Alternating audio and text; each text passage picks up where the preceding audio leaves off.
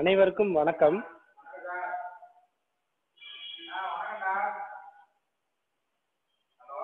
இன்னைக்கு நம்ம grinding chapter பார்க்கலாம். அதில் வந்து type and shape of grinding wheel and selection of grinding wheel, எந்த இடத்துக்கு எந்த மாதிரியான கிரைண்டிங் வீலை செலக்ட் பண்ணணும் அப்படின்றத பற்றி பார்க்க போகிறோம். Grinding standard shape and application, next selection of grinding wheel, then அதுக்கு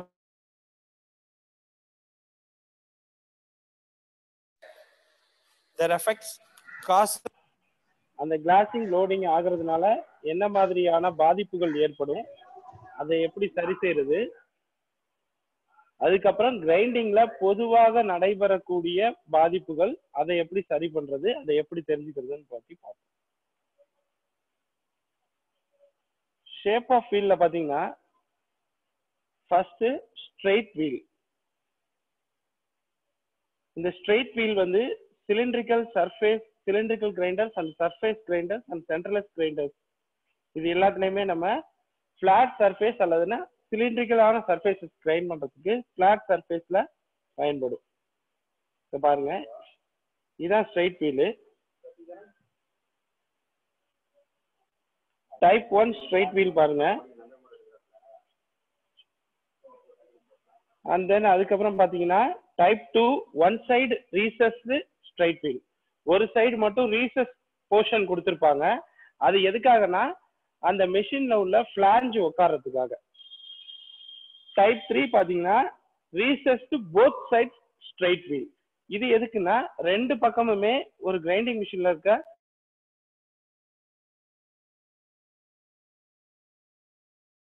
type 2 type 3 recessed both side straight wheel பயன்படும்.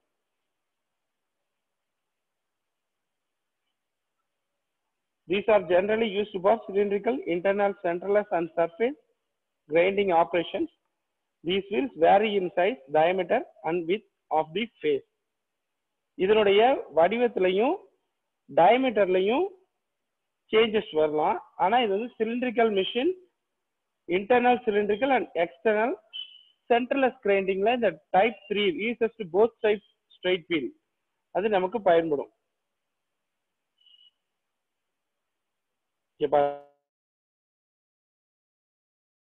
இது டைப் 1 ஸ்ட்ரெயிட் வீல்.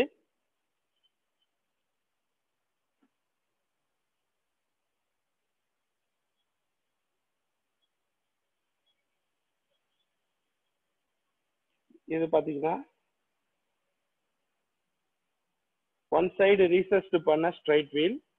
இதோட ஃபேஸ்ல எப்படி இருக்குன்னு பாருங்க. இது போத் சைடு ரீசஸ்ட் பண்ண straight wheel.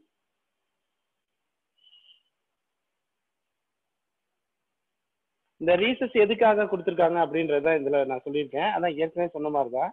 Rhesus provides clearance for the flange. If the recess both சைட்ஸ்ல வந்து provide clearance for the both flanges. Centreless grinding மிஷின்ல ரெண்டு பக்கமும் ஃபிளாஞ்ச் இருக்கும். அந்த ரெண்டு பக்கத்துலயும் ஃபிளாஞ்ச் உட்காரத்துக்காக தான் ரீசஸ் பண்ணியிருக்காங்க. Straight wheel sometimes used on the rough grinder for off hand grinding. Off hand கிரைண்டிங்ல ரஃப் கிரைண்டராகவும் ஸ்ட்ரைட் வீல சில நேரங்கள்ல பயன்படுத்துவோம். அடுத்தது straight cup wheel. Type 4 tapered face straight wheel. It is also a straight wheel, but its face free is slightly tapered to facilitate the grinding of threads and gear teeth. Tapered grinding wheel எதுக்கு பயன்படும் அப்படின்னா thread அந்த gear டீத்ல இருக்கக்கூடிய அந்த gear டீத்தை grinding பண்றதுக்கு tapered wheel பயன்படும். இங்க பாருங்க, டேப்பர்டு வீல் இங்க இந்த படத்துல பாருங்க, இப்படி இருக்கும். Type 4 tapered on both sides. அடுத்தது cylindrical or wheel ring. Cylindrical wheel. It is used for surface grinding, production of flat surfaces. Cylindrical wheel வந்து சர்ஃபேஸ் கிரைண்டிங்ல flat surface grinding பண்ண யூஸ் ஆகுது. Grinding takes place with the help of face of the wheel. அடுத்தது straight cup wheel. இதுதான் straight cup wheel. It is used for grinding flat surfaces with the help of face of grinding wheel. இது flat surface grinding பண்ண use ஆகுது. இந்த இதுல படம் நம்ம தெளிவா இருக்கும் பாருங்க. இதுதான் straight cup wheel. இது straight cup wheel type number 6. இது straight cup wheel. இது பாத்தீங்கன்னா cylindrical wheel. ஒரு cylindrical wheel எப்படி இருக்குன்னா இப்படிதான் இருக்கும். இது straight cup wheel. இது பாத்தீங்கன்னா tapered both sides wheel type number 4.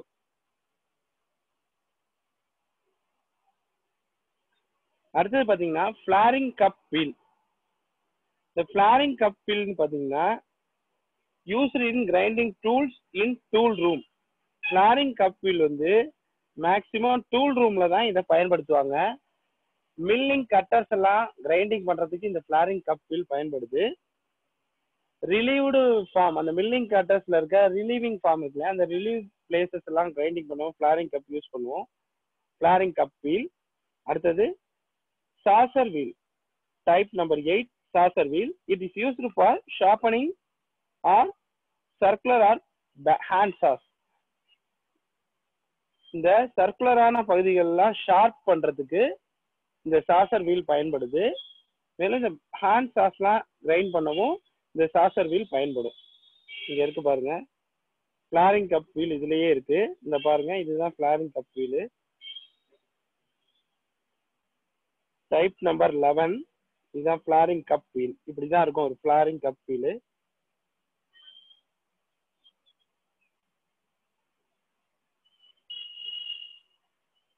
இது ஒரு saucer wheel இங்க இருக்கிறது type number 13. saucer wheel இப்படிதான் இருக்கும்.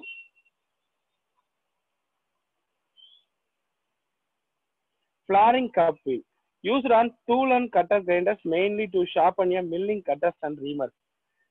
இதுதான் ரொம்ப இம்பார்ட்டன்டான பார்ட். நமக்கு வந்து எந்த வீல் எதுக்கு பயன்படுது அப்படின்றதான் நமக்கு கேள்வி பதிலா மேக்ஸிமம் வரதுக்கு வாய்ப்பு இருக்கு. flaring cup wheel பாத்தீங்கன்னா மில்லிங் கட்டர்ஸை ஷார்பனிங் பண்றதுக்கும் ரீமர்ஸை ஷார்பனிங் பண்றதுக்கும் பயன்படுது. அடுத்தது saucer wheel. saucer wheel it is also gashing milling cutter teeth. gashing milling teethலயும் saucer wheel பயன்படும்.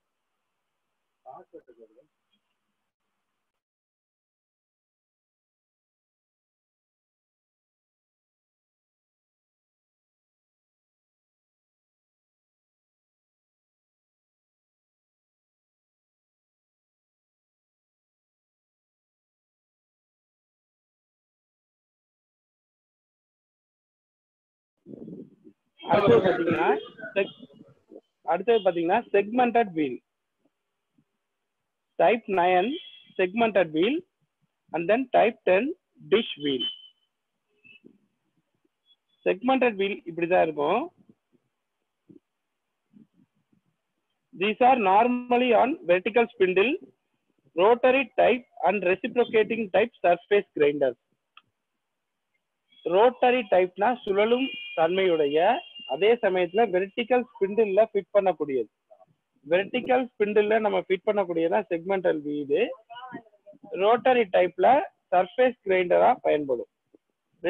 Rotary and reciprocating type surface grinder, சர்ஃபேஸை கிரைண்டர் பண்ண பயன்படும்.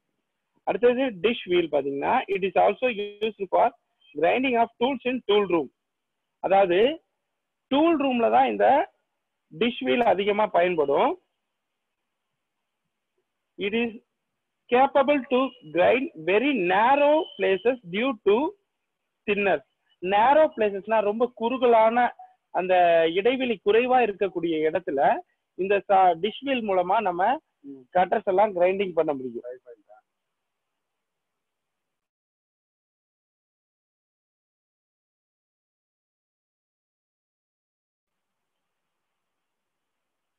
இங்க பாருங்க, ஒரு டூல் ரூம் கிரைண்டிங்ல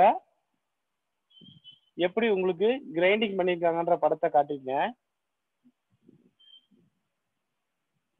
இங்க பாருங்க, ஒரு flaring cup wheel.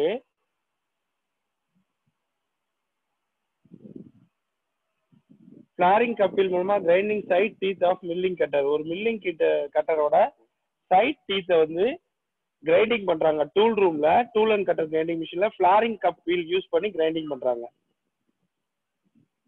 தேவையான ஆங்கிள் நம்ம மில்லிங் கட்டரை ஃபிட் பண்ணிட்டு அது மூலமா ஃபிளாரிங் கப் வீல்ல கிரைண்டிங் பண்ற ஒரு படம் இது. Dish type wheel used on tool and cutter grinders.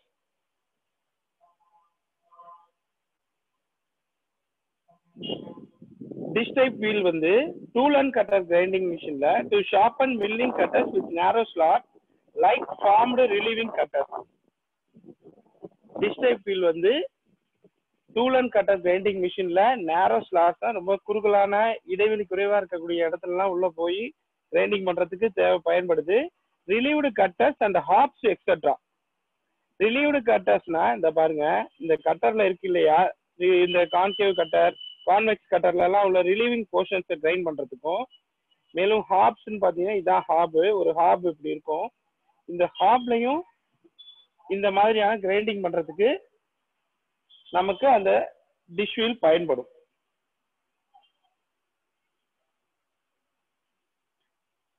Same as இது பாத்தீங்கன்னா இது ஒரு சாசர் வீல் அல்லது டிஷ் வீல் பயன்படுத்தி grinding on end mill between the centres. ரெண்டு சென்டர்ஸ்க்கும் இடையில எண்ட் மில்லோட அந்த எண்ட் போர்ஷன்ல ஷார்பனிங் அண்ட் கிரைண்டிங் பண்றாங்க. நல்லா பாருங்க, எண்ட் மில் கட்டர்ல ஒரு டிஷ் வீல் அல்லது சாசர் வீல் பயன்படுத்தி கிரைண்டிங் பண்றாங்க எண்ட் மில் கட்டரை. அடுத்தது mounted wheels. Mounted wheels and points. They are small grinding wheels of different shapes. சின்ன சின்ன கிரைண்டிங் வீல்களா இருக்கும், நிறைய ஷேப்ல இருக்கும். அதான் மவுண்டட் வீல்ஸ். அதை வந்து நம்ம தனியா கிரைண்டிங் ஹேண்ட் கிரைண்டிங் மிஷின்ல கூட அது ஒரு ஷாங்க்ல பிடிச்சிருக்கோம். அந்த ஹேண்ட் கிரைண்டிங் மிஷின்ல கூட நான் சக்ல போட்டு அதை டைட் பண்ணிட்டு நம்ம ஹேண்ட் கிரைண்டிங்கா கூட எங்க வேணா யூஸ் பண்ண முடியும். எங்கேயாவது ரொம்ப நம்ம ஏதாவது ஒரு ஒர்க் பீஸ், ஒரு ஜாப் செஞ்சிருப்போம், அந்த ஜாப்ல சின்ன சின்ன இடங்கள் இடைவெளிகள் இருக்கும். அந்த இடத்துல மிஷின்ல ஃபிட் பண்ணி அந்த இடத்துல வேலை செய்ய முடியாத இடத்துல கூட நம்ம இந்த மவுண்டட் வீல்ஸ் மூலமா தேவையான அளவு நம்ம மெட்டீரியலை சிறிதளவு கிரைண்டிங் பண்ண முடியும். நிறைய இந்த டீபரிங் பண்ற ஒர்க் எல்லாம் இந்த மவுண்டட் வீல்ஸ் நிறைய பண்ணுவாங்க. They are attached to metal shanks that can be inserted in the chucks of portable high speed electric motors. அதிகமான ஹை ஸ்பீட் எலக்ட்ரிக் மோட்டார் உள்ள போர்ட்டபிள்னா கையில எடுத்துட்டு போகக்கூடிய சின்ன ஹேண்ட் கிரைண்டிங் மிஷின்ல நம்ம இந்த ஷாங்க் இருக்கும். ஷாங்க்ல தான் அந்த ஷாங்க்ல ஒன் சைடு அந்த மவுண்டட் கிரைண்டிங் வீல் இருக்கும், இன்னொரு சைடு அந்த ஷாங்கை மிஷின்ல ஃபிட் பண்ணி நம்ம கிரைண்டிங் பண்ண முடியும். பாருங்க, இது ஒரு மவுண்டட் வீல். ஸ்டாண்டர்ட் ஷேப்ஸ், எந்தெந்த மாதிரியான ஷேப்ல வேணாலும் நம்ம இந்த மவுண்டட் வீல் இது பண்ணிக்கலாம். கப்பு ஷேப்ல, ரவுண்ட் ஷேப்ல, கோன் ஷேப்ல, பிளாட் ஷேப்ல எல்லாத்துலயும் இருக்கும். இதுவும் நான் அந்த படத்தை தான் உங்களுக்கு காட்டியிருக்கேன். எல்லாமே இந்த மவுண்டட் வீல்ஸ் என்னென்ன டைப்பா இருக்கு, அந்தந்த வேலைகளுக்கு தகுந்த மாதிரி நம்ம என்ன விதமான ஜாப் ஒர்க் பீஸ் ரெடி பண்றோமோ அந்த பணிப்பொருளுக்கு தகுந்த மாதிரி நம்ம தேவையான மவுண்டட் வீலை செலக்ட் பண்ணி நம்ம கிரைண்டிங் பண்ணிக்கலாம்.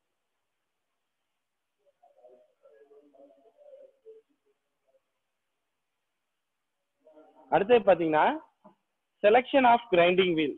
நிறைய பேர் ஹேண்ட் ரைஸ் பண்றீங்க. இந்த செஷன் நம்ம முடிச்சுட்டு எண்ட்ல நம்ம டவுட் கிளியர் பண்ணுவோம். இப்போ நம்ம type and shape grinding wheel பார்த்துட்டோம். அடுத்து பார்த்தீங்கன்னா selection of grinding wheel. For grinding a job the right grinding wheel is to be selected. Grinding பண்ணும்போது சரியான கிரைண்டிங் வீலை செலக்ட் பண்ணணும். The selection of a grinding wheel will depend on the following factors. இந்த grinding wheel வந்து பின்வரும் காரணங்களை பொறுத்து தான் அமையும். அந்த காரணங்களை தான் இப்போ சொல்ல போறேன். கிரைண்டிங் வந்து ரொம்ப இம்பார்ட்டன்டான சப்ஜெக்ட். நம்ம ஃபினிஷிங் பண்ணக்கூடிய ஸ்டேஜா தான் ஒரு கம்பெனில இருந்து எந்த மாதிரியான ஒரு பொருளை அவங்க வந்து ப்ரொடியூஸ் பண்ணாலும் அதை வெளியே அவங்க டெஸ்பேச் பண்ணும்போது ஹார்டனிங் பண்ணி கிரைண்டிங் பண்ணி ஒரு ஃபினிஷிங் ஸ்டேஜில் தான் அவங்க கொடுக்க முடியும். எண்ட் ஸ்டேஜ் தான் இந்த கிரைண்டிங். ஸோ அது எதை பொறுத்து இருக்குன்னு பார்ப்போம். Material to be ground. For grinding high tensile material, an aluminum oxide wheel, and for low tensile material, silicon carbide wheel should be selected. அதாவது ஹை டென்சைல் மெட்டீரியல் அதுக்கு aluminium oxide wheel. அடுத்து பாத்தீங்கன்னா low tensile material அதுக்கு silicon. Low tensile material silicon பாத்தீங்கன்னா carbide wheel. இதை select பண்ணிக்கணும். For grinding hard material a soft wheel. இந்த material வந்து ஹார்ட் மெட்டீரியலை கிரைண்ட் பண்ண போறோம்னா சாஃப்ட் வீலை தேர்ந்தெடுக்கணும். கிரைண்டிங் சாஃப்ட் மெட்டீரியலை கிரைண்டிங் பண்ண போறோம்னா ஹார்ட் வீலை தேர்ந்தெடுக்கணும். இதுதான் மெட்டீரியலை பொறுத்த வரைக்கும் இந்த ஒரு 4 பாயிண்ட். ஹை டென்சைல் மெட்டீரியலுக்கு aluminium oxide wheel, low tensile மெட்டீரியலுக்கு சிலிக்கான் கார்பைட் வீல். அடுத்தது பாத்தீங்கன்னா ஹார்ட் மெட்டீரியலா இருந்தா சாஃப்ட் கிரைண்டிங் வீல், சாஃப்ட் மெட்டீரியலா இருந்தா ஹார்ட் கிரைண்டிங் வீல். அடுத்தது amount of stock to be reduced. Amount of stock அப்படின்னா என்ன? நம்ம எவ்வளோ அந்த பனிப்பொருள்ல கட்டெடுக்க போறோம். when the stock of material to be removed is more, அதிகமான பனிப்பொருள் நம்மளுடைய ஒர்க் பீஸ்ல இருந்து அதிகமான மெட்டீரியலை ரிமூவ் பண்ண போறோமா, with heavy cut select a coarse grain open structure and hard grade wheels. அதுக்கு எதை செலக்ட் பண்ணுவோம்னா ஹெவி கட் எடுக்கிறதுக்கு coarse grain and then open structure hard grade wheel. இந்த மாதிரியான வீலை செலக்ட் பண்ணணும். For removing less stock of material with light cut, ரொம்ப light cut உள்ள மெட்டீரியல்ல வந்து லைட் கட் ஒரு ஃபினிஷிங் ஒரு ரொம்ப குறைவான மெட்டீரியல் நம்ம ரிமூவ் பண்ண போறோம்னா select a fine dense structured soft wheel. அதெல்லாம் வச்சுக்கோங்க. நிறைய மெட்டீரியல் ரிமூவ் பண்றதா இருந்தா coarse grain open structure and hard grade wheel. குறைவான மெட்டீரியல் ரிமூவ் பண்ண போறோம்னா select a fine dense structured and soft wheel. அடுத்தது ஃபினிஷிங், என்ன மாதிரியான ஃபினிஷிங் நமக்கு தேவை அப்படின்றத பொறுத்து. Rough finish requires a coarse grain and open structure. நம்ம ஏற்கனவே அதான் சொல்லியிருக்கோம். அதிகமான மெட்டீரியலை ரிமூவ் பண்ணோம்னா கோர்ஸ் கிரெயின் ஓப்பன் ஸ்ட்ரக்சர். அப்ப ஃபினிஷிங் வந்து ரஃபா இருந்தா போதும் அப்படின்னா coarse grain and open structure. High finish வேணும்னா fine grain and dense structure. Dense structure வீலும் ஃபைன் கிரெயின் உள்ள வீலை தேர்ந்தெடுக்கணும். அடுத்தது ஏரியா ஆஃப் கான்டாக்ட். நம்ம இப்போ ஒரு சிலிண்ட்ரிக்கல் கிரைண்டிங் மிஷின்ல வேலை செய்யறோம்னா சிலிண்ட்ரிக்கல் கிரைண்டர் அந்த கிரைண்டிங் வீலோட ஃபேஸ் வந்து ஒரு 50 mm இருக்குன்னு வச்சுக்கோங்க. அதே 50 mm உள்ள 50 mm ஃபேஸை மட்டும்தான் நம்ம கிரைண்டிங் பண்ணக்கூடிய பனிப்பொருளை சிலிண்ட்ரிக்கல் மிஷின்ல ஃபிட் பண்ணுவோம்னா கிடையாது. நம்மளுடைய ஜாபானது நீளம் எவ்வளவு வேணா இருக்கலாம்.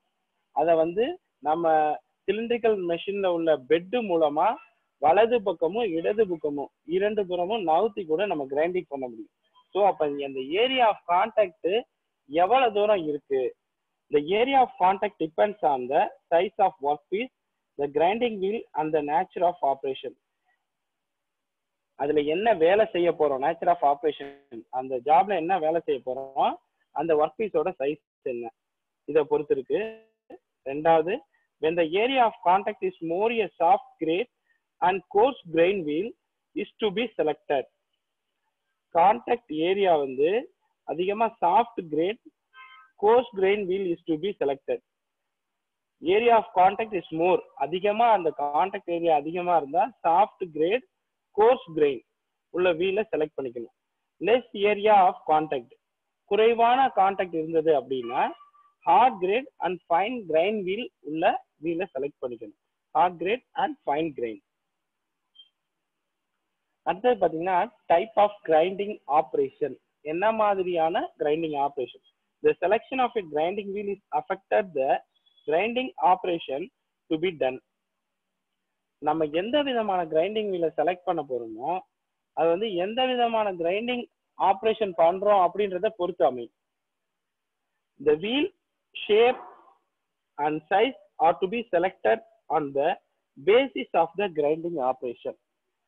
The wheel shape and size are to be selected on the basis of the grinding operation, such as surface, cylindrical or tool grinding. Surface grinding-ஓ அல்லது cylindrical grinding-ஓ அல்லது tool grinding-ஓ, இதுக்கு தேவையான நம்ம எந்த வீலை ஃபிட் பண்ணுமோ அந்த வீலை நம்ம ஃபிட் செய்து அந்த ஆப்ரேஷனை செய்யணும். அடுத்தது பாத்தீங்கன்னா வீல் ஸ்பீட். வீலோட ஸ்பீடு எவ்வளவு வைக்கணும் அப்படின்றது. Generally the speed at which grinding wheel is to B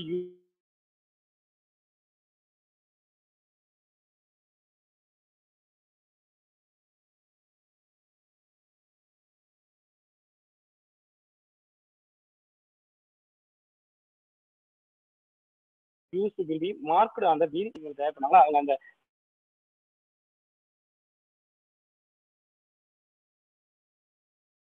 மேல ஒரு ஸ்டிக்கர் ஒட்டிப்பாங்க. அதுல ஏற்கனவே நான் அந்த ஒரு மாதிரியான தகவல்கள் இருக்கும் அப்படின்னு சொல்லியிருந்தேன். Abrasives, bond, structure, grade, grind size, அதுல அந்த வீலோட ஹை ஸ்பீடு எவ்வளோ அப்படின்றது இருக்கும். Wheel any deviation select a soft wheel for high speed and a hard wheel for slow speed. Soft wheel high ஸ்பீடுக்கு பயன்படுத்தணும், ஹார்ட் வீலை ஸ்லோ ஸ்பீடுக்கு பயன்படுத்தணும். இது நார்மலா உள்ள பொதுவா உள்ள விஷயம். இது இல்லாமையே அந்த கிரைண்டிங் வீல் மேக்சிமம் எவ்வளவு ஸ்பீடு அப்படின்றது அந்த மேனுஃபேக்சரரால நோட் பண்ணப்பட்டிருக்கும். சாஃப்ட் வீல் ஆனது ஹை ஸ்பீடு வேலை செய்யக்கூடிய இடத்துல பயன்படுத்தப்படும். ஹார்ட் வீல் ஆனது குறைவான ஸ்லோ ஸ்பீடு உள்ள இடத்துல பயன்படுத்தும். அடுத்தது ஒர்க் ஸ்பீடு. ஒர்க் ஸ்பீடை பொறுத்தும் நம்ம செலக்ஷன் பண்ணக்கூடிய கிரைண்டிங் வீல் மாறுபடும். Select a hard wheel for the high work speed, a soft wheel for the lower speed. அடுத்து பார்த்தீங்கன்னா condition of the machine. For rigid and new machines, select a soft grade open structured wheel. புது machine நல்லா ஹெவியா rigidity எல்லாம் நல்லா ஹெவியா இருக்கு அப்படின்னா soft grade open structure wheel use பண்ணலாம். For light and old machines, பழைய மிஷின்கள்ல hard grade and dense structured wheel use பண்ணலாம். அடுத்து பாத்தீங்கன்னா யார் வேலை செய்ய போறா, ஸ்கில்டு பர்சனா இல்ல நியூ பர்சனா இல்ல செமி ஸ்கில்டு பர்சனா, யார் வேணா வேலை செய்யலாம். அப்ப வேலை செய்யறப்ப அவங்களுடைய அந்த வேலை செய்யும் விதத்தை பொறுத்தும் இங்க என்ன வேணா நடக்கும். நம்ம கிரைண்டிங் மிஷின்ல பர்சனல் ஃபேக்டர் அப்படின்றது பாத்தீங்கன்னா a skilled person can do the operation effectively even there is a slight variation in proper selection, but a semi skilled person requires a perfect selection. என்ன சொல்ல வராங்கன்னா ஸ்கில்டு பர்சன் இப்ப நம்ம சொன்னோம் இல்லையா, எதெல்லாம் பொறுத்து அமையும், condition of the machine, work speed, wheel speed, material, எதுக்கு எந்த மாதிரியான ஹார்ட் வீல் யூஸ் பண்ணணும், எதுக்கு எந்த மாதிரியான சாஃப்ட் வீல் யூஸ் பண்ணணும். ஒரு ஸ்கில்டு பர்சன் இந்த கிரைண்டிங் மிஷின்ல வேலை செய்யும் போது சில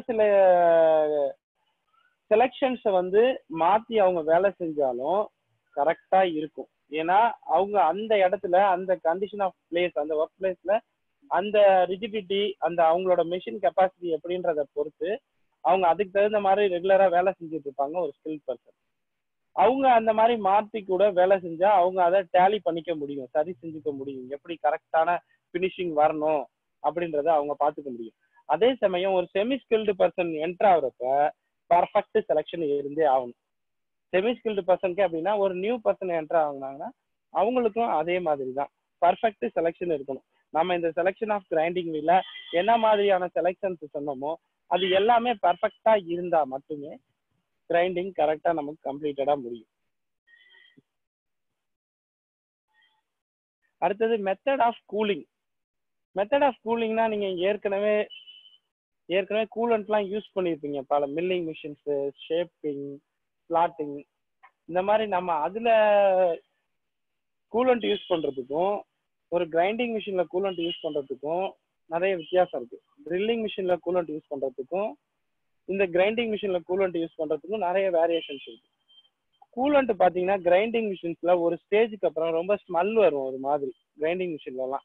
ஏன்னு கேட்டீங்கன்னா மற்ற மெஷினரிஸ்ல மெட்டீரியல் ரிமூவ் ஆகிறது மெட்டீரியலாவே வரும், அதை நம்ம அப்படியே எடுத்துட்டு போய் டஸ்ட்பின்ல போடுவோம். ஆனா கிரைண்டிங் மிஷின்ல மெட்டீரியலா வராது, ஒரு பவுடரா தான் வரும், ஒரு கிளேவா, ஒரு மண்ணு மாதிரி அப்படியே பசை மாதிரி போகும். அது போக போக போக என்ன ஆகும்னு பாத்தீங்கன்னா அந்த டஸ்ட் ரொம்ப போய் கூலண்ட் டேங்க்ல ஸ்டோர் ஆகும். மேக்சிமம் கூலண்ட் டேங்க்ல ஸ்டோர் ஆகாம இருக்கிறதுக்கு தான் ஃபில்டர்ஸ் இருக்கும். அந்த ஃபில்டர்ஸையும் மீறி உள்ள போகும், சில டஸ்ட் எல்லாம் போகும். அந்த டஸ்ட் ஒரு கட்டத்துல ரொம்ப அதிகமாகிடும். அந்த டஸ்ட்டை நம்ம அப்பப்போ ரிமூவ் பண்ணணும். கூலண்ட்டு ஒரு மாதிரி ஸ்மெல் வர ஆரம்பிச்சிடும். கிரைண்டிங் மிஷினை பொறுத்த வரைக்கும் கூலண்ட் ஸ்மெல் வந்துட்டாலே வந்து கூலண்ட்டை நம்ம மாற்றணும். அதே கூலண்ட்டை தொடர்ந்து ரொட்டீனா யூஸ் பண்ணிக்கிட்டே இருந்தோம் அப்படின்னா அதோட எஃபெக்ட்னஸ் ரொம்ப குறைவா இருக்கும். அதான் இதில் சொல்லியிருக்காங்க. If better cooling is required select and open structured wheel. Always the coolant should be directed at the cutting areas to minimize the heat and to wash away the grind particles. இந்த coolant ஆனது work பீஸ்க்கும் grinding பண்ணக்கூடிய grinding வீலுக்கும் இடையில தெளிவா போகணும். அப்பதான் அந்த grinding வீல்ல இருந்து remove செய்யக்கூடிய பார்ட்டிகிள்ஸ், இந்த அப்ரசிவ் பார்ட்டிகிள்ஸ் இதெல்லாம் கிளீனா வெளியே போகும். அதே சமயத்துல ஹீட் வராமையும் பார்த்துக்கும். மெத்தட் ஆஃப் கூலிங் ரொம்ப முக்கியம். If better cooling is required for select and open structured wheel. Open structured வீலுக்கு கூலிங் நல்லா பெட்டராகவே இருக்கணும்.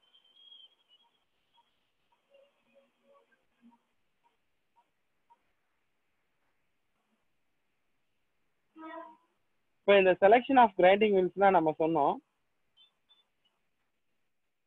இந்த மாதிரி செலெக்ஷன் ஆஃப் கிரைண்டிங் வீல் நம்ம சரியா செலெக்ஷன் பண்ணலன்னு வச்சுக்கோங்க, அப்ப என்ன ஆகும்? அப்பதான் வந்து பாதிப்புகள் ஏற்படும்.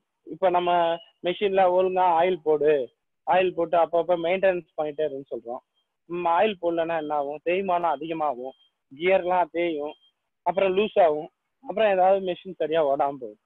இந்த மாதிரி கிரைண்டிங் வீல்லையும் நம்ம ஆஸ் பர் கரெக்டா செலெக்ஷன் சரியா எடுக்காத பட்சத்துல கிளாசிங், லோடிங் அப்படின்னு ரெண்டு டிஃபெக்ட் ஏற்படும். கிளாசிங், லோடிங் அப்படின்னா என்ன அப்படின்னு பாத்தீங்கன்னா, when the surface of a grinding wheel develops a smooth and shining appearance, it is said to be glass. Grinding wheel பாத்தீங்கன்னா கிரைண்டிங் பண்ண ஒரு நிறைய ஒர்க் பீஸ் நிறைய நம்ம கிரைண்டிங் பண்ணி முடிச்ச உடனே பாத்தீங்கன்னா கிரைண்டிங் வீல் ஒரு ஷைனிங் சர்ஃபேஸா இருக்கும். அப்படியே பளபளன்னு மின்னக்கூடிய கண்ணாடி மாதிரியான ஒரு தோற்றத்தை கிரைண்டிங் வீலினுடைய முகப்புல நம்ம பார்க்க முடியும். அதுக்கு பேர் தான் கிளாசிங். சரி, அப்ப லோடிங்னா என்ன? லோடர்னா என்ன? லோடிங் பாத்தீங்கன்னா when soft materials like aluminum, copper, lead, etc. the ground, the metal particles get clogged between the abrasive particles. This condition is called loading. லோடிங்னா என்னன்னு கேட்டீங்கன்னா, சாஃப்ட் மெட்டீரியல்ஸை நீங்க கிரைண்டிங் பண்ணும்போது அதுல அந்த மெட்டீரியல்ல இருக்கக்கூடிய சின்ன சின்ன பார்ட்டிகிள்ஸ்லாம் கிரைண்டிங் வீல்ல இருக்கக்கூடிய அப்ரசிவ் பார்ட்டிகிள்ஸ்க்கு இடையில போய் உட்காந்துக்கும். சேமஸ் கிளாசிங், லோடிங் ரெண்டுமே ஒண்ணுதான். பட் நம்ம கிளாசிங் வந்து அந்த வீலோட தோற்றத்தை வச்சு சொல்றோம். லோடிங் வந்து பாத்தீங்கன்னா வீல் லோட் ஆயிடுறது. வீலோட ஒவ்வொரு அப்ரசிவ் பார்ட்டிகிள்ஸ் இடையிலையும் போய் இந்த ஜாபோட ரிமூவ் பண்ணக்கூடிய சின்ன சின்ன துகள்கள், பார்ட்டிகிள்ஸ், மெட்டீரியல் பார்ட்டிகிள்ஸ் எல்லாமே போய் அகாமடேட் ஆயிடுச்சுன்னா கிரைண்டிங் வீல் மேல சரியா கிரைண்டிங் பண்ணாது. Glazing, this indicates the abrasive particles on the wheel face are not sharp. இது மூலமா கிரைண்டிங் வீல் ஷார்ப் இருக்காது, நமக்கு தேவையான மெட்டீரியலை ரிமூவ் பண்ண முடியாது, அந்த பர்னிங் சர்ஃபேஸ் வரும், ஃபினிஷிங் கிடைக்காது.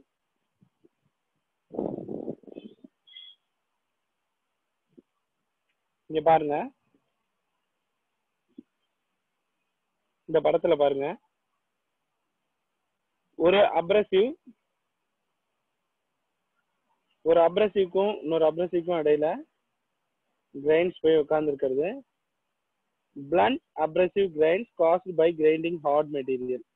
இந்த ஹார்ட் மெட்டீரியல்னால அப்ரசிவ் கிரைன்ஸ் எல்லாம் பிளண்ட், மொக்கையா இருக்கு, தேஞ்சு போயிருக்கு. இந்த பாருங்க, இது வந்து படத்துக்காக காட்டியிருக்காங்க. நம்ம கிரைண்டிங் வீல், ஒரு கிளாசிங் ஆன கிரைண்டிங் வீலை நேரடியாவே பார்க்க முடியும். அதுல இருக்க அப்ரசிவ் பார்ட்டிகிள்ஸ், அந்த பான்ஸ், அந்த இது எல்லாமே சேர்ந்து பனிப்பொருள்ல இருக்கக்கூடிய இரும்பு துகள்கள், அது எல்லாமே சேர்ந்து அழகா ஒரு கண்ணாடி மாதிரியான பளபளப்பான தோற்றத்தை நமக்கு காட்டும். இந்த படத்துல அதுதான் சொல்லியிருக்காங்க, வீல் சர்ஃபேஸ் கிளாசி ஸ்மூத் சர்ஃபேஸ். இதுதான் கிளாசிங். அடுத்தது பார்த்தீங்கன்னா லோடிங்ல பார்த்தீங்கன்னா ஒரு அப்ரசிவ் பார்ட்டிகளுக்கும் இன்னொரு அப்ரசிவ் பார்ட்டிகளுக்கும் இடையில மெட்டல், இந்த நம்ம கிரைண்டிங் பண்ணக்கூடிய ஒர்க் பீஸோட மெட்டல் போய் உள்ள அகாமடேட் ஆயிருக்குன்னு சொல்லியிருக்காங்க. இதுல இந்த டாட்டட் புள்ளி புள்ளியா இருக்கு பாத்தீங்களா, surface dotted and streaked with metallic particles. பாருங்க, சின்ன சின்ன மெட்டாலிக் பார்ட்டிகல்ஸ் கிரைண்டிங் வீல்ல போய் அகாமடேட் ஆயிடுச்சு.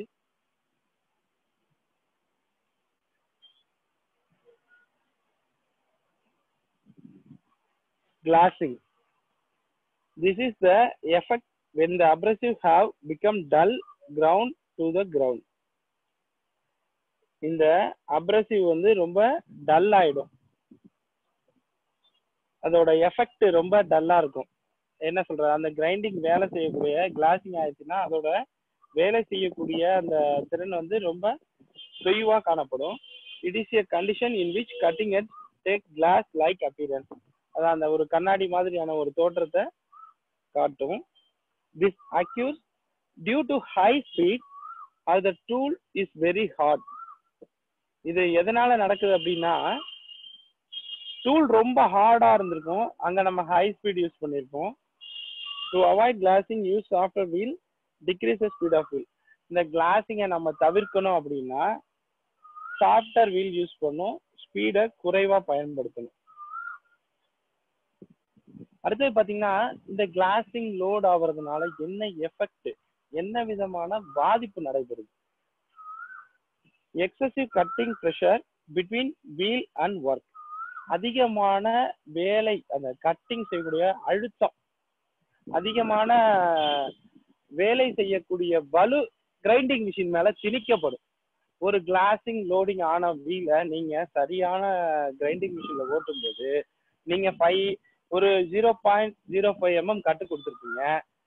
அந்த மெட்டீரியலை திரும்ப நீங்க மைக்ரோமீட்டர்ல ஒரு சிலிண்ட்ரிக்கல் ஜாப் நீங்க கிரைண்டிங் பண்றப்பே பார்த்துக்கோங்க, ஒரு கிளாசிங் லோடிங் ஆன வீல் வச்சு நீங்க கிரைண்டிங் பண்றீங்க. அப்ப அந்த 0.05 mm மெட்டீரியல் ரிமூவ் பண்ணிருக்குமானா கண்டிப்பா பண்ணிருக்காது. அளந்து பாத்தீங்க நீங்க, ஆனா மிஷின்ல வந்து 0.05 mm தான் கொடுத்துருப்பீங்க. பட் நீங்க அது ஃபுல்லா அந்த ப்ராசஸ் முடிஞ்சோடனே அளந்து பாத்தீங்கன்னா அதுல உங்களுக்கு ஒரு 0.2 mm ஆகுது ஸ்டாக் ஆஃப் மெட்டீரியல் இன்னும் இருக்கும். அதுக்கு என்ன காரணம்னா அந்த கிரைண்டிங் வீல் கிளாசிங் லோடிங் ஆனதுதான். ஸோ அப்ப நீங்க என்ன பண்ண முடியும், திரும்ப ஒரு 0.02 mm கட்டு கொடுக்கணும். ஆனா ஒரு ஜாபா இருந்தா பரவாயில்ல, நீங்க மாஸ் ப்ரொடக்ஷன் பண்ணிட்டு இருக்கப்ப செட்டிங் பண்ணி போட்டுட்டு இருப்பீங்க, ஒவ்வொரு ஜாபுக்கும் அப்படியே ஒவ்வொரு 0.02 mm 0.02 mm நவுத்த முடியுமா? ஸோ அந்த ஒரு இதுதான் cutting pressure, excessive cutting pressure between wheel and work. அடுத்தது மோர் ஹீட் ஜெனரேஷன். ஹீட் அதிகமா வெளிப்படும். Burning of the ground surface. இப்போ நம்ம பினிஷிங் சர்ஃபேஸ்ல பாத்தீங்கன்னா அந்த ஒரு தீக்காயமான ஒரு ப்ளூ ரெட் அந்த மாதிரி ஒரு கலர்ஸ் அதுல தோற்றம் கொடுக்கும். Poor surface finish. Surface finish வந்து ரொம்ப புவரா இருக்கும். அதுக்கப்புறம் பாத்தீங்கன்னா inaccurate in the size and the shape of the workpiece.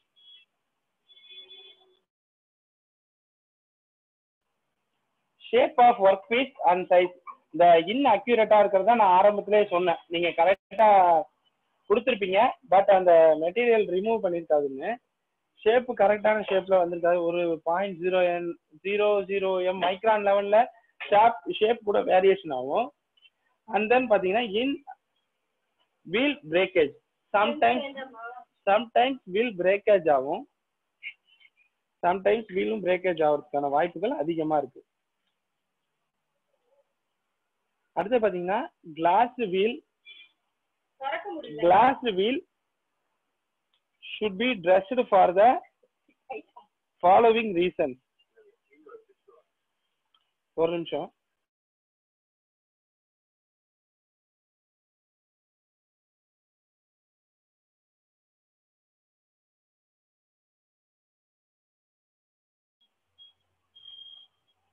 Glass wheel should be dressed for the following reasons. Glassed wheel இந்த மாதிரி கிளாசிங் ஆனதுக்கு அப்புறம் அதை ட்ரெஸ்ஸிங் பண்றோம். அது எதுக்காக அப்படின்னு பார்ப்போம். ஃபர்ஸ்ட் ட்ரெஸ்ஸிங்னா என்னன்னு சொல்லிடுறேன் உங்களுக்கு. Dressing removes loading and breaks away the glassed surface. இந்த கிளாஸ்டான சர்ஃபேஸை வந்து ரிமூவ் பண்றதுக்காக ட்ரெஸ்ஸிங் பண்றோம். So that sharp abrasive particles are grind presented to the work. அந்த கிரைண்டிங் வீல்ல உள்ள அப்ரசிவ் பார்ட்டிகல்ஸ் எல்லாம் இதன் மூலமா ஷார்ப் பண்ணப்படுது. திரும்ப எகைன் நம்ம நல்ல விதமா வேலை செய்ய முடியும். This is done with various type of dressers. விதவிதமான ட்ரெஸ்ஸர்கள் மூலமா கிரைண்டிங் பண்ணுவாங்க. டைப் ஆஃப் ட்ரெஸ்ஸஸ் நிறைய இருக்கு, அதை பத்தி அப்புறம் பார்ப்போம். ட்ரெஸ்ஸர்ஸ் மூலமா நம்ம கிரைண்டிங் வீல ட்ரெஸ்ஸிங் பண்ணுவோம். A common type of wheel dresser known as a straw dresser. இந்த பாருங்க, இதுல ட்ரெஸ்ஸிங் பண்றாங்க.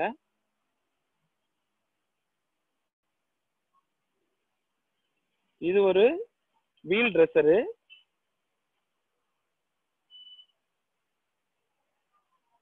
அடுத்து இது பாத்தீங்கன்னா இது ஒரு ஸ்ட்ரா ட்ரெஸ்ஸர். ட்ரெஸ்ஸிங் நம்ம பண்றோம் எதுக்காகனா கிளாசிங் அண்ட் லோடிங்க வந்து வீல் கிளாசிங் ஆனதுக்கு அப்புறம் அதை மீண்டும் பழைய நிலைக்கு அந்த கிரைண்டிங் வீலை நம்ம கொண்டு வரதுக்காக ட்ரெஸ்ஸிங் பண்றோம். இந்த ட்ரெஸ்ஸிங் பண்ணதுக்கு அப்புறம் என்ன மாதிரியான நமக்கு தீர்வுகள் கிடைக்குது? ட்ரெஸ்ஸிங் பண்ணதுக்கு அப்புறம் அந்த கிரைண்டிங் வீல்ல நமக்கு என்ன யூசஸ் கிடைக்குது? To reduce heat generated between the work surface and the grinding wheel. பனிப்பொருளுக்கும் வேலை பொருளுக்கும் கிரைண்டிங் வீலுக்கும் இடையிலான இந்த ஹீட் ஆனது குறையும். To reduce the strain of the grinding wheel and the machine. கிரைண்டிங் வீலோட ரொம்ப ஸ்ட்ரெயின் பண்ணி ரொம்ப ஒரு ரிஸ்க் எடுத்து பண்ணும். கிளாசிங் ஆயிடுச்சுன்னா வீல் ஆனது பாத்தீங்கன்னா நீங்க எவ்வளவு நவுத்தினாலும் நவரும், ஆனா ரொம்ப கஷ்டமா இருக்கும் கிரைண்டிங் வீலுக்கும் அந்த மெட்டீரியலுக்கும் இடையில மெட்டீரியலை ரிமூவ் பண்றது. அது வந்து தவிர்க்கப்படும். To improve the surface finish and accuracy of the work. Surface finish ரொம்ப அதிகமா கிடைக்கும், அக்யூரசி நல்லாவே கிடைக்கும். To increase the rate of metal removal. Metal removal வந்து ஒர்க் பீஸ்ல உள்ள மெட்டல் ரிமூவல் வந்து அதிகமா எடுக்க முடியும். Rate of metal removal to increase. அடுத்து பாத்தீங்கன்னா இந்த கிளாசிங் ஆகுறது என்ன காரணங்கள், கிளாசிங் ஆகிறதுக்கு என்ன காரணங்கள், அதுக்கு என்ன ரெமெடிஸ், என்ன விதமான ட்ரபிள் ஷூட் பண்ணலாம் அப்படின்னு. Select a grinding wheel of the right grade and size. Glazing ஆகாம இருக்கும் நம்ம செலக்ஷன் ஆஃப் கிரைண்டிங் வீல்ல சொன்ன மாதிரி சரியான கிரேட் அண்ட் சைஸ்ல வீலை செலக்ட் பண்ணும். ஹை வீல் ஸ்பீட் த ரெக்கமெண்டட் ஸ்பீட். அந்த வீல்ல என்ன ஸ்பீட் ரெக்கமெண்டட் பண்ணிருக்காங்களோ அதை விட அதிகமா ஹை ஸ்பீட் நம்ம வீல்ல போவேனா. Feed too fine. Set the feed rate correctly. Fine ஃபீடா கொடுக்கணும். மெஷின்ல ஃபீட் ரேட்டை ரொம்ப கரெக்டா நம்ம செட் பண்ணணும். டர்ட்டி கூலண்ட், நான் சொன்ன மாதிரி அந்த கூலண்ட் டர்ட்டி கூலண்ட்டை சேஞ்ச் பண்ணணும். அடிக்கடி அந்த கூலண்ட்டை ரிமூவ் பண்ணிட்டு நியூ கூலண்ட் ப்ரொவைட் பண்ணணும். Can be reused after removing the glass and loaded particles from the grinding wheel face. Can be reused after removing the glazed and loaded particles from the grinding wheel face. அந்த grinding wheel ஃபேஸ்ல இருக்கக்கூடிய glazed loaded பார்ட்ஸை வந்து just ஒரு 0.5 mm grinding பண்ணலாம். அந்த grinding வீல்ல dressing பண்ணலாம். அந்த glazing loaded ஆன ஃபேஸை வந்து ட்ரெஸ்ஸிங் பண்ணிட்டு யூஸ் பண்ணணும், திரும்ப ரீயூஸ் பண்ண முடியும்னு சொல்றாங்க. அடுத்தது பாத்தீங்கன்னா காமன் டிஃபெக்ட் இன் கிரைண்டிங்.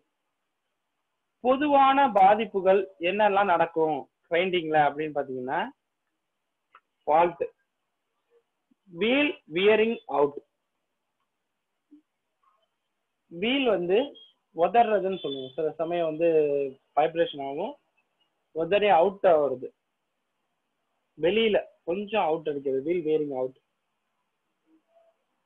சிம்டம் ரிட்ஜஸ், அதோட சிம்டம் எப்படி இருக்கும் அப்படின்றது caused by wheel damage not properly dressed. அதாவது காரணம் என்ன அப்படின்னு கேட்டீங்கன்னா, வீல் ஏதாவது முனையில கார்னர்ல ஏதாவது டேமேஜ் ஆயிருக்கலாம், அல்லது கிளாசிங் லோடிங் ஆயிருக்கலாம். அதை நம்ம ப்ராப்பரா ட்ரெஸ்ஸிங் பண்ணாமே ஓட்டிக்கிட்டு இருக்கோம். ரெமெடிஸ் அதுக்கு என்ன நம்ம ட்ரபிள் ஷூட் பண்ணோம்னா, ரொம்ப உடஞ்சி போயிருந்தது, எங்கேயாவது டேமேஜ் ஆயிருந்ததுன்னா change the wheel is necessary or dress the wheel. தேவைப்படுற இடத்துல வீலையே சேஞ்ச் பண்ணி தான் ஆகணும். இல்ல கிளாசிங் லோடிங் ஆயிருக்கு அப்படின்னா அதை ட்ரெஸ்ஸிங் பண்ணிட்டு ரீயூஸ் பண்ணணும்.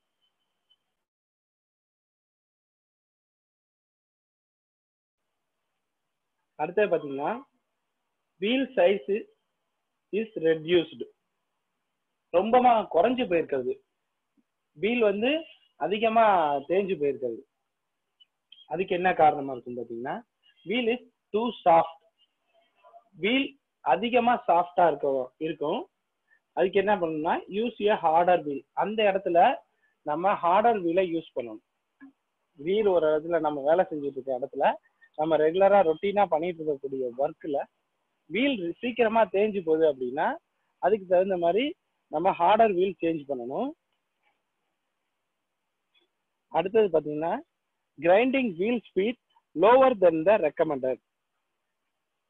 கிரைண்டிங் வீல் ஸ்பீட்ல என்ன ரெக்கமெண்ட் பண்ணியிருக்காங்களோ அதுக்கும் கீழே நம்ம அந்த கிரைண்டிங் வீலை சுத்த வைக்கிறது. Grinding wheel speed lower then that recommended. இது ஒரு காரணம் வீல் வேரிங் அவுட் ஆகிறதுக்கு. அதை எப்படி ட்ரபிள் ஷூட் பண்றதுன்னா increase the wheel speed to the recommended speed. Wheel ஸ்பீடை அதிகப்படுத்தணும். அந்த ரெக்கமெண்டட் ஸ்பீட் எவ்வளோ அவங்க அந்த வீல் மேனுஃபேக்சரர் ரெக்கமெண்ட் பண்ணியிருக்காங்களோ அந்த வீல் ஸ்பீட் வரைக்கும் அதிகப்படுத்தணும். அடுத்தது பாத்தீங்கன்னா wrong rate of traverse of work speed. Wrong rate அப்படின்னா என்னன்னு பாத்தீங்கன்னா டிராவர்ஸ் ஆஃப் ஒர்க் ஸ்பீட். இந்த சிலிண்ட்ரிக்கல் கிரைண்டிங் மிஷின்ல லெஃப்ட் ரைட்டு வலது பக்கமாகவும் இடது பக்கமாகவும் நம்ம வந்து நீளமான பனிப்பொருளை கிரைண்டிங் பண்ணுவோம்னு நான் ஏற்கனவே உங்கள்கிட்ட சொன்னேன். அந்த மாதிரி டிராவர்ஸ் ஆஃப் ஒர்க் ஸ்பீடு தவறுதலா அதை வந்து நம்ம யூஸ் பண்றது. சம்டைம்ஸ் இப்போ பாத்தீங்கன்னா ஒரு சிலிண்ட்ரிக்கல் ஜாப்ல வந்து ஒரு டேப்பர்டு ஜாபா இருக்கு, அதை வந்து நம்ம சிலிண்ட்ரிக்கல் வீல் மூலமா கிரைண்டிங் பண்றோம் அப்படின்னா ஒரு சைடு அதிகமான மெட்டீரியல் ரிமூவ் பண்ற மாதிரி இருக்கும், இன்னொரு சைடு குறைவான மெட்டீரியல் ரிமூவ் பண்ற மாதிரி இருக்கும். எங்க அதிகமான மெட்டீரியல் ரிமூவிங் நடக்குதோ அதை தான் நம்ம வந்து பாயிண்டா எடுத்துக்கணும். ஃபர்ஸ்ட் கிரைண்டிங் வீல் வந்து ஹை ஸ்பீட்ல வந்து நின்று டச் பண்ணி கிரைண்டிங் எடுக்க போறது அந்த இடத்துக்காக தான் நம்ம செட் பண்ணியிருக்கணும். ஒருவேளை நம்ம குறைந்த மெட்டீரியல் இருக்க இடத்துல நம்ம வீலை செட் பண்ணியிருந்தோம்னா என்ன ஆகும் அப்படின்னு பாத்தீங்கன்னா அதிகமான நம்ம டிராவல்ஸ் பண்ணும்போது அதிகமான மெட்டீரியல் உள்ள இடத்துல கிரைண்டிங் வீல் நேரடியா தாக்கக்கூடும், அதுல பாதிப்பு ஏற்படுத்தும். ஸோ அப்ப அந்த கிரைண்டிங் வீல் டேமேஜ் ஆகிறதுக்கும் வீல் வேரிங் அவுட் ஆகிறதுக்கும் அதிகமான வாய்ப்புகள் அதிகமா இருக்கு. இதுதான் சொல்லியிருக்காங்க. இன்னொரு தடவை சொல்றேன் பாருங்க. வீல் வேரிங் அவுட் ஆகிறதுக்கு ரிட்ஜஸ் அண்ட் தென் இது ரிட்ஜஸ் ஆகிறதுக்கு என்ன wheel damage or not properly dressed. அதுக்கு என்ன பண்ணணும் வீலையே சேஞ்ச் பண்ணணும், இல்லைன்னா வீலை ட்ரெஸ்ஸிங் பண்ணணும். கிளாசிங் லோடிங் ஆயிருந்தா அதை நம்ம ட்ரெஸ்ஸிங் பண்ணி ரீயூஸ் பண்ணணும். அடுத்தது பார்த்தீங்கன்னா wheel size reduced. Wheel size வந்து ரொம்ப குறைஞ்சிருக்கு அப்படின்னா அந்த இடத்துல சாஃப்ட் வீல் எடுத்துட்டு ஹார்டர் வீல் போகணும். அந்த இடத்துல வந்து வீல் ரொம்ப சாஃப்டா இருக்குன்னு அர்த்தம், நம்ம ஹார்டர் வீல் யூஸ் பண்ணணும். அடுத்தது ரெக்கமெண்டட் ஸ்பீடுக்கும் கீழே நம்ம அந்த கிரைண்டிங் வீல ஸ்பீடு இது பண்ணோம்னா வீல் தேய் செய்யும், வீல் நிறைய குறையும். அதுக்கு ஸ்பீடை இன்க்ரீஸ் பண்ணணும், ரெக்கமெண்டட் ஸ்பீடு வரைக்குமாவது போகணும். அடுத்தது wrong rate of travels of work speed. Wrong rate of travels of work speed travelling பண்றப்ப நம்ம தவறான முறையில கட்டிங் கொடுத்துருப்போம், அதை சரி பண்ணணும். அதுக்கு என்ன பண்ணும் reduce the rate of travels and work speed and decrease the slightly of depth of cut. இதுதான் சொல்லியிருக்காங்க. Decrease the slightly the depth of cut. Left hand side ஒரு 200 mm உள்ள ஒரு ஜாபை 50 mm பேஸ் உள்ள கிரைண்டிங் வீல் கிரைண்டிங் பண்ணும்போது நம்ம left right travelling speed நம்ம டிராவலிங்ல டேபிள நவுத்தி தான் கிரைண்டிங் பண்ணுவோம். அப்ப ஒரு சைடு எங்க மெட்டீரியல் அதிகமா இருக்கோ அதை தான் ஸ்டார்டிங் பாயிண்டா நம்ம செட் பண்ணணும். அப்படி செட் பண்ணதுதான் வீலு வேரிங் அவுட் ஆகாது. அதை தான் சொல்லியிருக்காங்க decrease slightly the depth of cut.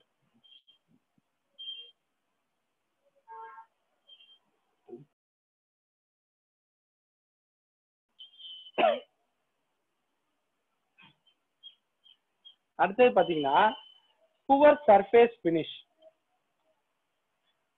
Poor surface finish அதுல என்ன மாதிரியான சிம்டம் தெரியும் அப்படின்னா ஸ்கிராட்ச்டு சர்ஃபேஸ்.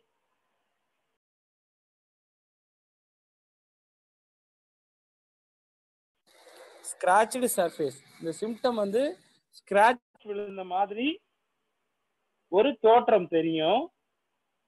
அதுக்கான காரணங்கள் என்னன்னு பாத்தீங்கன்னா, incorrect grain size. Grain size ஆனது கரெக்டான கிரைன் சைஸா இல்லாம இருக்கலாம். அதை எப்படி ட்ரபிள் ஷூட் பண்றதுன்னா, சரியான கிரைன் சைஸ் உள்ள வீல போடணும். அடுத்தது டர்ட்டி கூலண்ட்.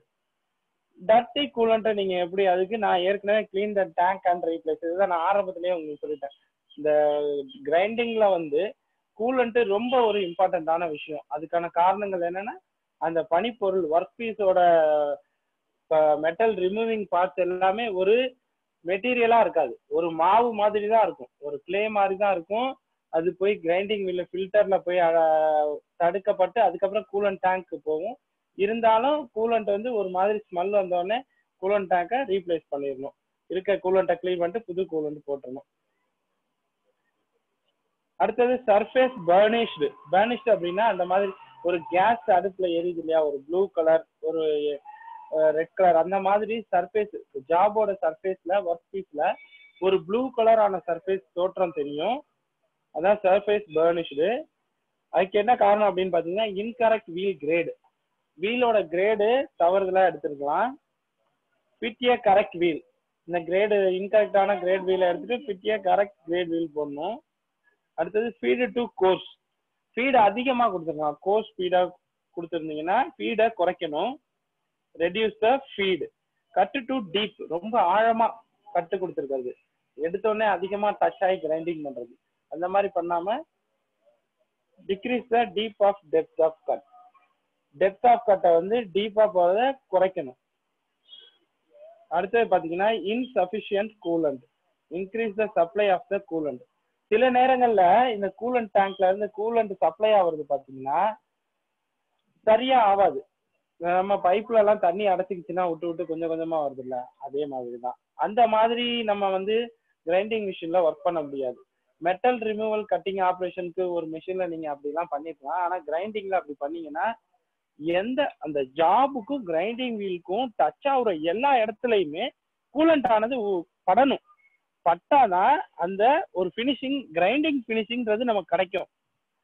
அப்படி இல்லாத பட்சத்துல கூலண்ட் எங்கெல்லாம் படலையோ அங்க ஒரு மாதிரி ப்ளூ ஃபேஸ் கிடைச்சிடும், மற்ற இடத்துல எல்லாம் மெட்டல் ஃபேஸ் கிடைக்கும். அதுக்குதான் increase the supply of the coolant. Increase இந்த கூலண்டோட சப்ளையை அதிகப்படுத்தணும். நிறைய ஊத்துனாதான் ஜாபோட எல்லா இடத்துலயுமே படுன்னு சொல்லியிருக்காங்க.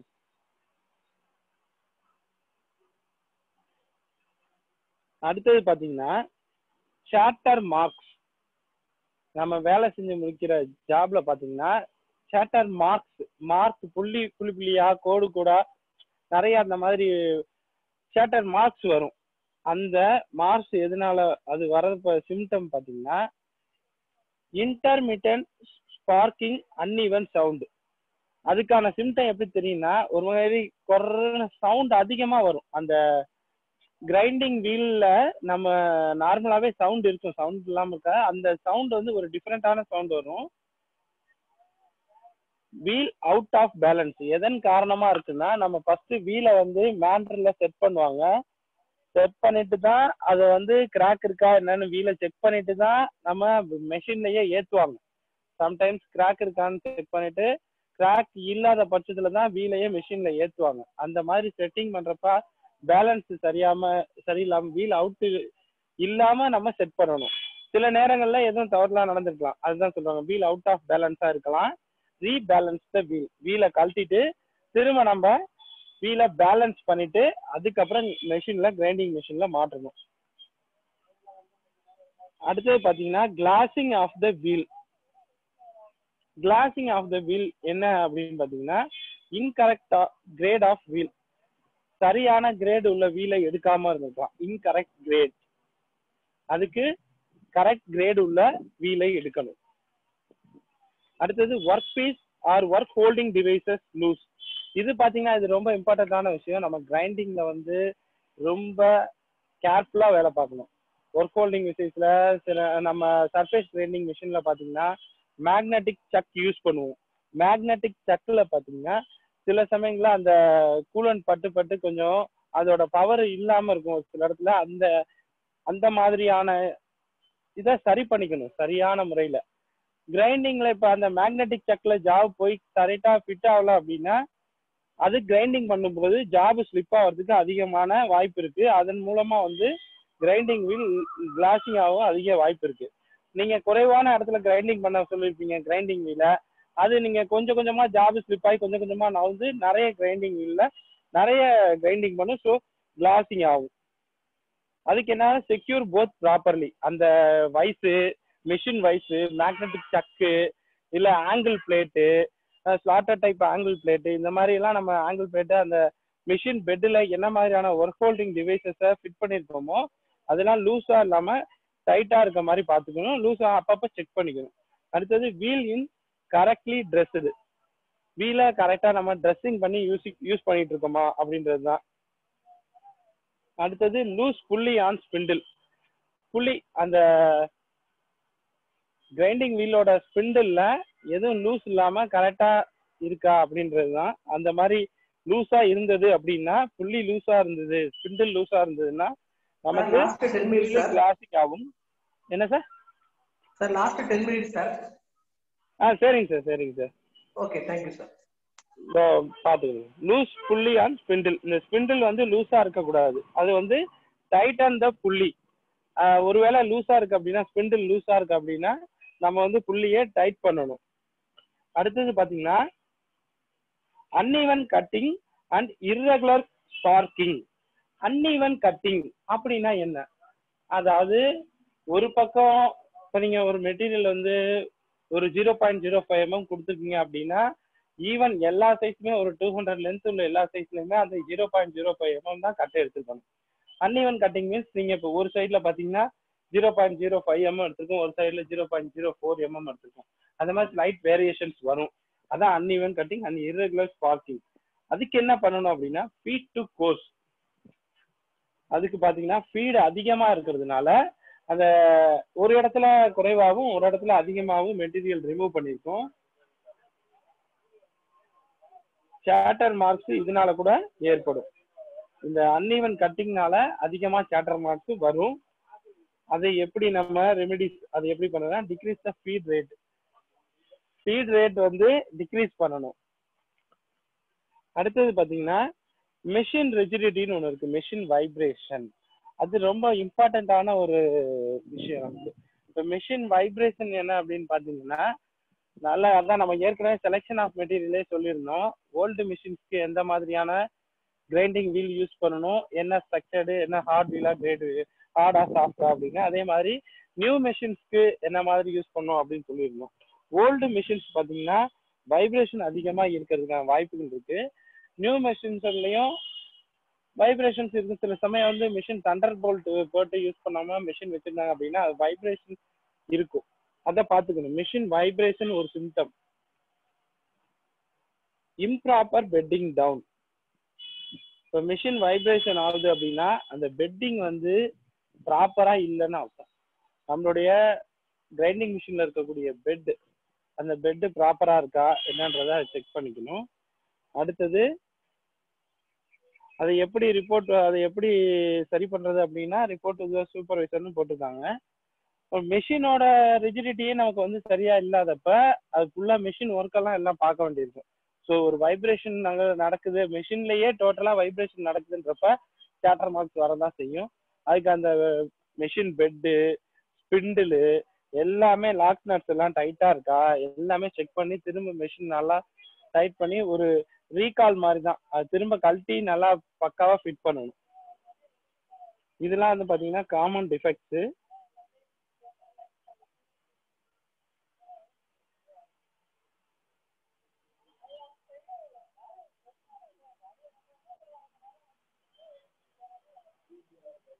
இந்த ட்ரெஸ்ஸிங்ல வந்து பாத்தீங்கன்னா ட்ரெஸ்ஸிங்ல நான் உங்களுக்கு 2 இது சொல்லணும்னு நினைச்சேன்னா அந்த பார்ட்ஸ் வந்து இதுல ஓப்பன் ஆக மாட்டேங்குது. ஒரு நிமிஷம்.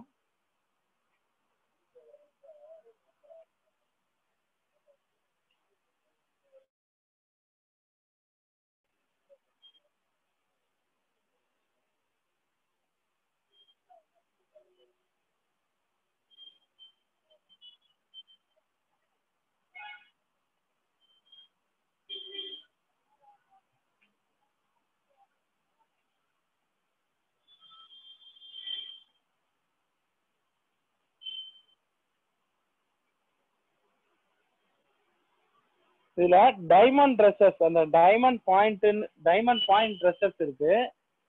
டைப் ஆஃப் ட்ரெஸ்ஸஸ் நிறைய இருக்குது. இதுல ட்ரெஸ்ஸிங் எதுக்காக பண்றோம் அப்படின்னா, கிரைண்டிங் இப்ப நம்ம டூல்ஸ் எல்லாம் வந்து கட்டிங் டூல்ஸ் யூஸ் பண்றோம் இல்லையா, லேத்துல மில்லிங் கட்டர்ஸ், அந்த மாதிரி கட்டர்ஸ் எல்லாம் ஷார்பன் பண்றோம் இல்லையா, அதே மாதிரி தான் கிரைண்டிங் வீல ரீஷார்பன் பண்ணக்கூடிய ஒரு விஷயம் தான் ட்ரெஸ்ஸிங். இந்த கிளாசிங் லோடிங் இதெல்லாம் நடக்கிறதுனால வீல் ரொம்ப தேஞ்சு போயிடும், கட்டு எடுக்கக்கூடிய திறனை இழந்துரும், சர்ஃபேஸ் பினிஷிங்கே கிடைக்காது. அது மூலமா அதுக்காக நம்ம வந்து ட்ரெஸ்ஸிங் பண்றோம். ட்ரெஸ்ஸிங்ல வந்து ஸ்டார் வீலோட டைமண்ட் பாயிண்ட் ட்ரெஸ்ஸஸ் தான் அதிகமா யூஸ் பண்ணுவாங்க. டைமண்ட் பாயிண்ட் ட்ரெஸ்ஸஸ் கம்பெனிஸ்ல மேக்சிமம் அதுதான் யூஸ் பண்ணுவாங்க. ஒரு வைஸ்ல நம்ம அந்த மிஷினோட பெட்லயே வைஸை ஃபிட் பண்ணிட்டு இந்த பண்ணிருக்காங்க பாருங்க. டைமண்ட் பாயிண்ட் ட்ரெஸ்ஸரை நம்ம கிரைண்டிங் வீல்ல டச் பண்ணி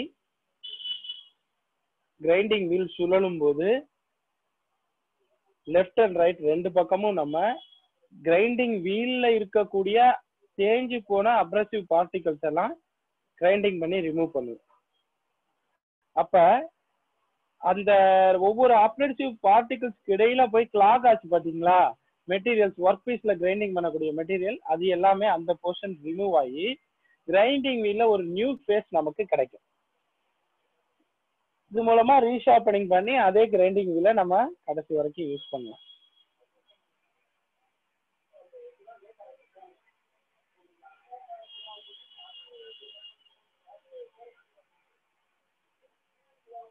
அவ்வளவுதான். இன்னைக்கு நம்ம இந்த கிரைண்டிங் சாப்டர்ல பார்த்த இது எல்லாமே ஃபர்ஸ்ட் இந்த type and shape of grinding wheel and then selection of grinding wheel. Then அந்த செலெக்ஷனை சரியா பண்ணாத பட்சத்துல என்ன ஆகும் அப்படின்றத பார்த்தீங்கன்னா, கிளாசிங் லோடிங் இந்த மாதிரி வீல் தேயும், கிளாசிங் லோடிங் நடக்கும். இதை எப்படி தவிர்க்கணும் அப்படின்னு பார்த்தீங்கன்னா, கிளாசிங் லோடிங்கையும் தவிர்க்கிறதுக்காக ட்ரெஸ்ஸிங் பண்றோம். இதெல்லாம் இல்லாமையும் பொதுவா நம்மளுடைய கிரைண்டிங் மிஷின்ல என்னென்ன பாதிப்புகள் ஏற்படும், அதை எப்படி சரி பண்றதுன்னு அப்படின்றத பத்தியும் பார்த்தோம். இது இல்லாம கிரைண்டிங் வீல வந்து நம்ம பேலன்சிங் அண்ட் ப்ரூவிங்லாம் இருக்கு, அது நெக்ஸ்ட் சப்ஜெக்ட்ல பார்ப்போம்.